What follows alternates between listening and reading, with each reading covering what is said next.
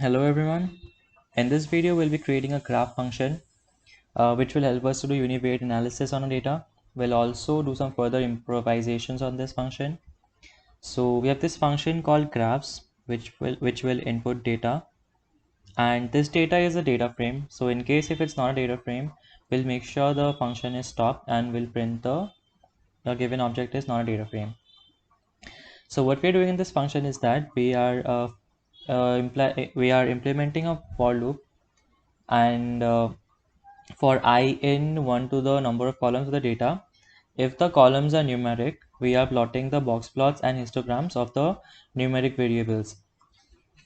So we're using this power function to make sure that we can display both the box plot and histogram together. It will divide the display page in such a way that we can fit both of them at the same time. Here 2 stands for the number of rows and 1 stands for the uh, number of columns. So when we execute this function and use this function on the cast dataset, we get the box plot and histograms of all the numeric variables of the cast dataset. Now, what if we wanted only specific variables? For that, we have to do an improvisation on this function. So let me just quickly delete this. What we are doing is we are asking for another input, that is v, which is a vector. And so suppose we want the first, third and fourth variables, and plots of those variables. We'll just input them in this variable and we'll get the plots of those variables. There is also one more change in this code. In the for loop, previously we had for I in the range of 1 to the number of columns of the data. Here we don't need that. We don't need all the columns. We just need the columns that are imputed. So we're using the v because v is the imputed columns. So suppose we impute 1, 3 and 4, then we'll run the for loop for the first, third and fourth column. Rest of the code is same, there is no change. So when we execute this and run it on the cast data set for the first, third and fourth column, we'll get the 3 graphs of cylinders, MPG and ID. That's all we'll get. So another case is, suppose we keep this input, but we don't put anything. We should have a default value as well, right? So for that, what I have done is, another improvisation we can do is, I have set the default value as the total number of columns. That is not the total number of columns, but the range 1 to the number of length of the number of columns of the data. What this will do is, if we're not giving an input for the v, it will select all the columns of the data as the value of v. So there is no further change in the code, just that. So when we run it and execute the function, notice that there is no other imputation, just the cast data set. We're not imputing the value of v because it's a defaulted value.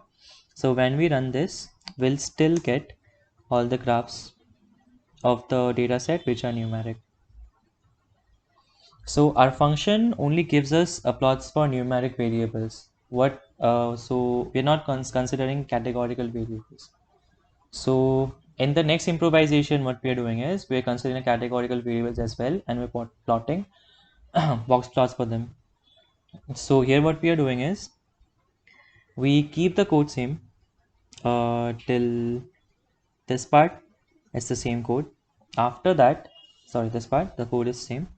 After that, what we are doing is we're adding another conditional statement saying if the columns are a factor, then we are plotting bar plots for those factor columns. As you can see in this code, we have the same inputs, same data, and the same initial part. After this, we have added this part saying if the columns are factor, that is categorical, we'll plot the bar plot. We also notice that we have also changed the power function input. We have changed the number of rows value to 1 so that because we just have one plot, so we'll just have this one big display of this bar plot.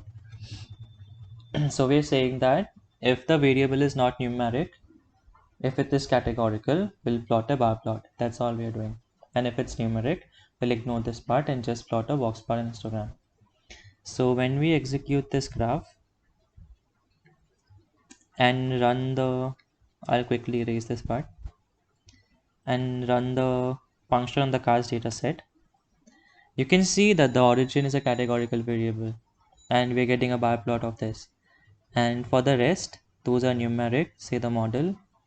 We're getting a box plot on histogram, same for acceleration, weight, and so on. So the final suggestion is that, final improvisation is that we want to export these graphs to a directory so that we can have better view of those graphs. So what we can do is we can ask for another input, say dir, that stands for directory. And in this function, we'll keep the same function, but we'll add a few more details into it. What we'll do is we are setting, say we'll first anyway we'll have to decide if the input data is data frame or not, and if it's not, we'll stop the function. After that, we'll ask for the working directory that we have and we'll assign it as S. And then we'll use the set wd command and use the imputed directory, that is this part, and make it our current working directory. So this, we need this to make sure that the exported graphs that we'll export will move to that directory. Now we have the for loop again, and for numeric columns, what we're doing is this: we are plotting the box plot histogram. And the extra thing we're doing is we're using this function png, which will help us to export the graphs to the working directory.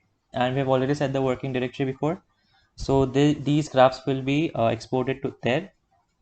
And with using this paste function to make sure that we can associate those images with the names of the variables. So this paste function will help us to fix the name of the variables with the respective images. So this is how we get the graphs for the numeric data. And for the factor data, we're doing the same thing, using the png function again and the paste function to associate the names.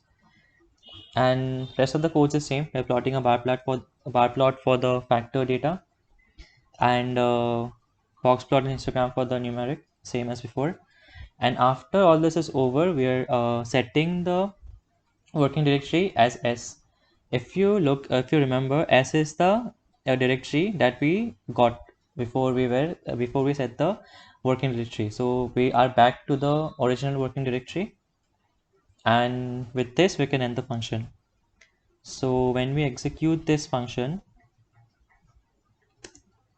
and say we want the plots of 2, 3, and 4 fourth variable, and we want to store it in this folder.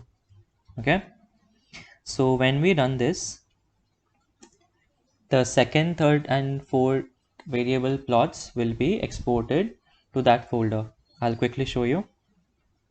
So this is my path, the destination that I've given, and as you can see, we are getting the plots. This is the plot for this is the bar plot for those categorical variable, and these are the box plot and histograms of the numeric variables of the second, third, and fourth variables.